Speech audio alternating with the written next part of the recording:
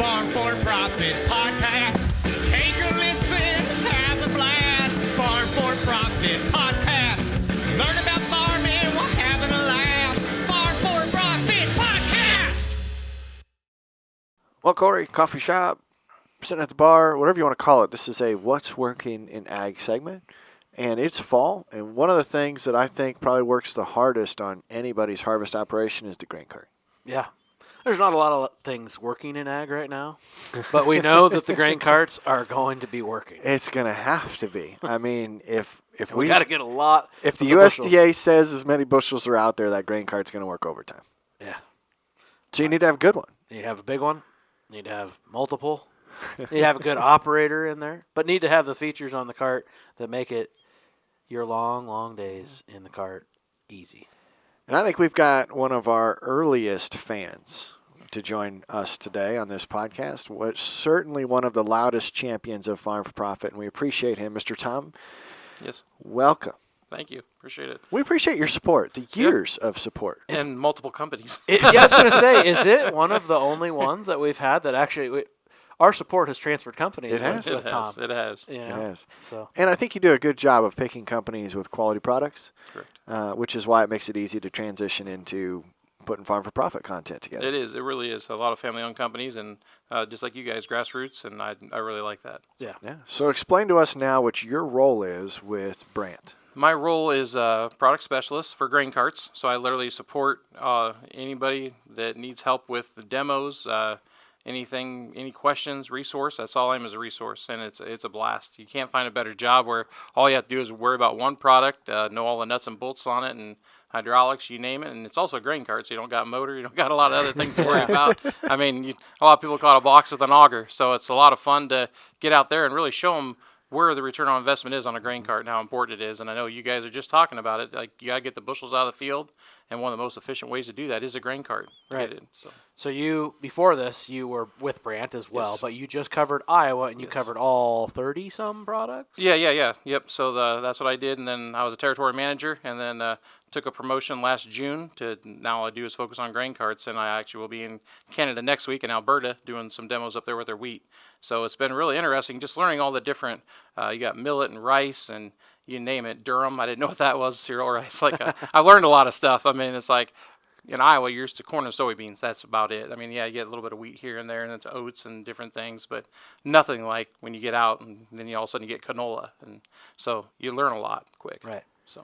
So as you think about the grain cart, what's your favorite part about a grain cart? Favorite part about the grain cart is, especially when people have ideas. We work with a lot of different companies. Stein Seed, one of them, a local company. They had a very specific need on what they wanted, and we built them a couple custom grain carts. So I feel really good that when people have an idea, they bring it to you, and we've had a relationship with them for years, and find out what the needs are that are out there and conquer that need. One of my favorite features is that back door, that ground access door. We were the first. Now 3 other companies that will have it now at the Farm Progress Show you'll have in a few weeks. They'll have it also. But we were the first ones 5 years ago to bring out a door that you can literally get into that's chest level. Has a little ladder. You crawl right up in the cart. And the reason for that was 100% cleanouts. People are changing varieties, doing different things. A lot of custom harvesters were going to literally the next field. So they literally could clean out 100% by getting in this door. The biggest thing you can get into them is getting back out of them. Some guys had injuries, wrist injuries or shoulder injuries, and that was the case with Stein Seed. And they said the safety was number one, and that was the one thing that they were some of the catalysts that was a big reason why they bought our carts, was so the guys can get into 100% cleanouts and get out safely. Right. It's a safety and just ease thing. Like a lot of guys are using a big air compressor to do it. To kick that big old air compressor gun up the ladder, kind of hook that in your arm and climb up one-handed and get over the edge and drag that thing down there. It's just not safe. No, it's not true. easy. Yeah. And so guess what? When it's not safe and it's not easy, It doesn't work. You're probably not going to do it. And on our new DXT grain carts, we actually have a clean out door that runs the entire length. So after you get in there, it's so nice that the door is the entire length of the product. It's easy Really? to get it out. It just drops? Yeah, it drops. There's a handle on the back, and you can drop, and then literally 100% clean out. You can't get much simpler than that. Okay, So, but now what are the odds of that opening when it shouldn't open? so it's actually it's nice and secure in the back. So you literally have to go out and trip it. Like it's just not one of those things that's just going to open while you're going down. DXT, that must be dual auger. Yes, correct. Yeah. Yeah. Yeah. Yeah, because that would really suck if you were Yes. running through the field and all of a sudden the combine operator says, you're leaving a train of grain. And also, just to kind of tell on ourselves, but this is how you get better. We had the DXR, the last version that was 5 years ago, and now we have the new version out. We listened to our customers, and we had almost the same kind of door, but it was very hard to get that to adjust. So after you do that, literally 1,000 times or 100 times, things start to wear. Well, then we figured out, hey, let's make that so we can adjust it better so then it has a tighter fit without having to buy kits, things like that. And again, that's one thing I love about Brandt is that you take the time to listen, especially in a role like I am. We literally go see the farmers. I write this down, and I got 3 guys on speed dial engineers that, hey, guys, here's what I saw. What do you think? Is this worth something to go into and fix? Well, and if you guys are building 2 one-off carts for a company, I mean, that's pretty cool. That's almost customizable. I'm sure they had to pay for it. Oh, they did. Oh, yeah. You know, but if it's a need that you need, you're willing to pay for it. Yeah, correct. I bet you couldn't go to a lot of companies and go, I Right. need this auger to be 3 foot longer or something Yeah. like that. You know, it'd be hard to change. 5 years ago, I got to participate Yes. on a keg.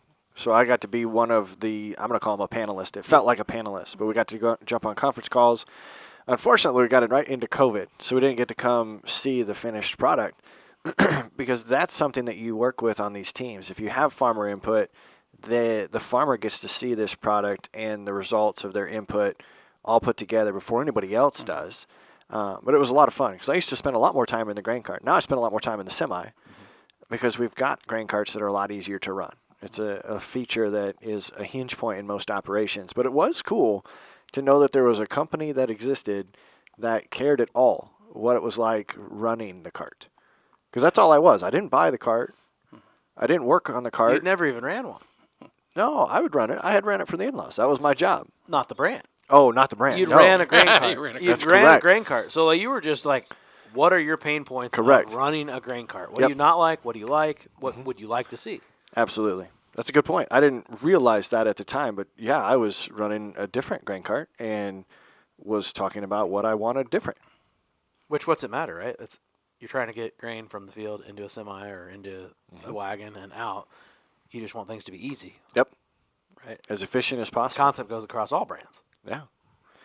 But you were talking about before we started this that that's still something that Brandt's doing, and you like to be able to take people to see it being built. Yes, yeah. So we're literally building the USA here. So right here in Hudson, Illinois. I say here, but it's I a get couple it. hours that way. I get excited because it Yeah. is still USA brand.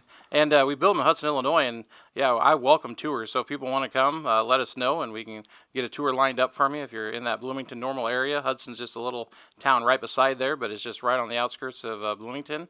In Illinois, and you can literally see either the XT or the DXT. That's all they build there. So that whole factory is just dedicated to the grain carts, and so that's pretty exciting because a lot of plants have multiple things going on, which is fine. But that's one thing Brandt decided, even though they are a Canadian company, they build all their grain carts there and export them. So we build all our own track carriages, things like that are all built in house. Why do you think that is? Why do we do it there? Well, why not in Canada? Well, because the biggest thing is that we have so much need down here for the grain carts. I mean, you look at the ice states again. There's just so. I mean, I was even down in Arkansas and Mississippi. The rice down there was amazing, and we have a really good rice cart with the XT. And it's amazing when you put 3 or 4 different carts together. And rice is so abrasive. And when you see we have like an extra 1/4-inch lip on our auger, when you see that extra auger or the extra flighting that we put on there, the hardening, you can tell the difference when you have carts lined up that are in people's, you go to a dealer and you see carts lined up, you can see after a season that does matter. Like the little things, the little attention to detail does matter. Yep.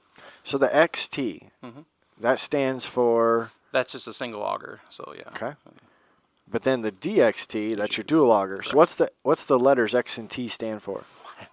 I should probably know this as a specialist. I do not know. Because I was trying, I'm like, it's not extended I was reach always because saying it's extended extended starts with an reach. E. Yeah. I don't know, Corey. You got to run one last fall. I got to run the XT, And an 1100 bushel. And what did you like about it?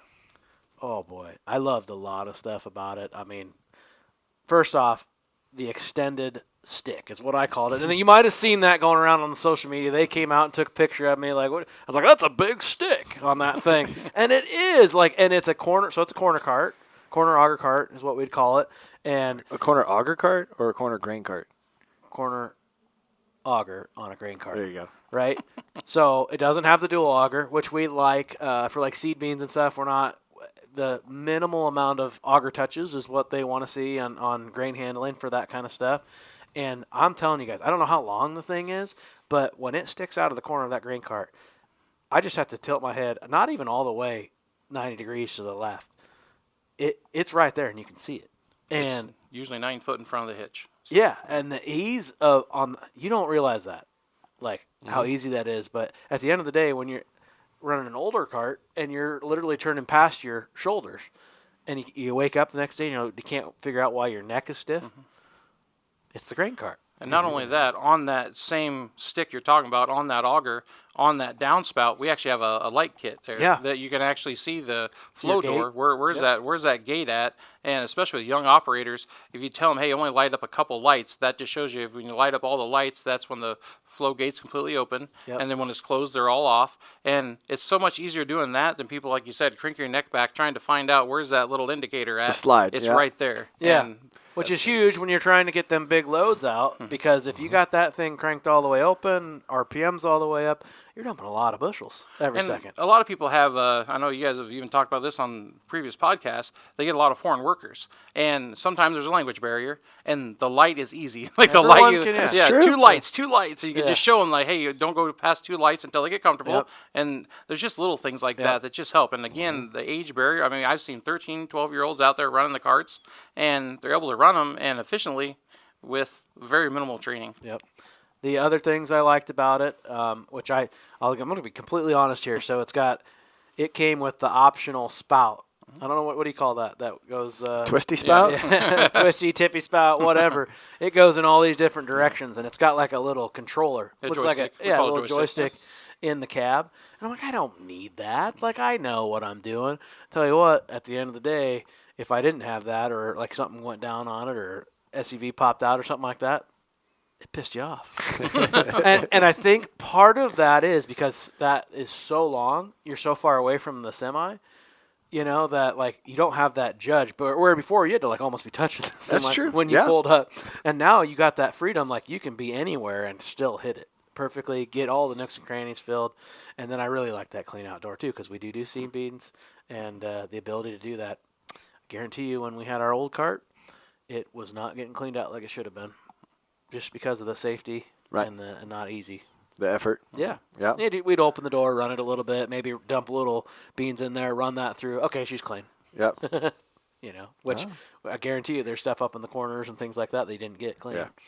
No, I totally see that. What colors do you make them in? Okay, so we got blue, red, and then we got black, and then you have green also. I got to keep our Mine deer was guys green. happy. Mine was green. I will say that. Keep our deer guys matched happy. nicely. But again, the product offering is that's a lot of fun because colors matter on the farm. It really does. The black has been the most popular lately, just for resale value. But again, Goes everywhere. yeah, but we do a good job. I feel like we need a black one that's wrapped in Farm for Profit and has the Iowa State black uniforms on it. Oh, that'd there be you go. cool. That would be That'd be neat. cool. So I've never understood this because I've only had single augers. Obviously, when you go to the dual auger cart, they get bigger. But if I'm looking at an 1,100 bushel and an 1,100 bushel, what does the dual auger bring? So the neat thing about the dual auger is especially when people have wet corn, it really helps get that out better. Also depends on when you get in, especially in Canada, some of these bigger guys use those. They don't have the same rules that we do down here. They can haul a lot more. So when you get to the 2,500 bushel cart, just filling those super bees, they call them, getting those things full. That's, to me, is very important. As much grain as you can get in there, Yeah. and also unload it quickly. When it's 1,000 bushel per minute unload, that's a big difference. Yep. And again, with all that control you're talking about with that joystick, you can get up there and I mean, we had a guy, I'm just going to go over a guy in Nebraska, and he had literally running 4 carts. There were 2,000 bushels, and they had 9 X9 combines running. It was crazy. Holy And these guys were running just full out, and they had tandem axle with steerable axles. And the reason they picked us over a competitor was every time they were turning in the field, their axles didn't turn as far, and they were literally breaking studs off, so breaking complete spindles off the front. my gosh. So after they had, just last year, these guys got to run it, just hearing their success and how much it was, I mean, the uptime, things like that, with that dual auger cart. You can see that front window. I know, I'm sorry, Yeah. I'm pointing, but Yeah. they have just a lot of little things. That was actually brought up by that keg thing like Tanner was talking about. People wanted better visibility. So it's just little things that people really can, I mean, just the easy use, and we listen. And that was one of the things that I got to do also last year. That's how I ended up out there in Nebraska in different places, was we had a field follow-up program. We literally went out and went to 50, I went to 50 different customers, asked them what they 50? liked, 50. And it didn't matter if it was a loose bolt or a scratch. Hey, what on your cart did you like or not like? Kind of like what we did with Corey also at his farm. Just find out. And we compile all that information. We took 22 of those things, like the top 22 things that were pretty common, and we actually got a lot of those implemented before this fall again. So we have just people dedicated. Again, we have a whole team in Illinois. That's all they do is build carts, and then on the backside of that, what people don't always see, you have your engineers, your design engineers, your test engineers. They're constantly testing and trying new things. So that's what I get excited about, is we can literally go right from the farmer, from the buddy seat, go right back into that we call it a war room. We go in there, talk as a group. Hey, this is what we're doing, and the ownership's like, let's do it. Like, if this is what the people want, let's do it. Because again, at the end of the day, if you can keep your customers happy and providing things that no one else is willing to provide, that's what sets you apart. So that's cool. I love it. These dual auger carts, I get why they're there, because you can only go so tall, you can only go so wide, and these carts are getting bigger and bigger. The single auger, you can only go so big because eventually you don't get the angle to flow the grain down there.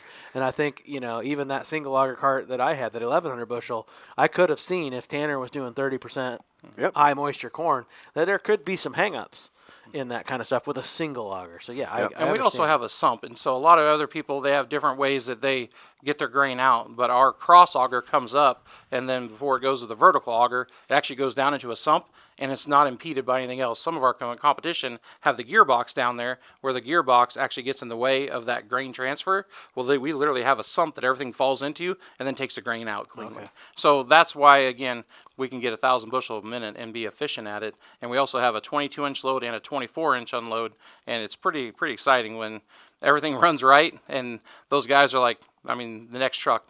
And just watch, like I say, those guys, especially with 9X9 running out there in the field, they are always, especially in the corn, they always are waiting for somebody, and they don't want to wait. So that's where you lose your efficiency. So. That's impressive. That's great. Well, this has been a lot of good insights on grain carts, and I know there's more that we could talk about.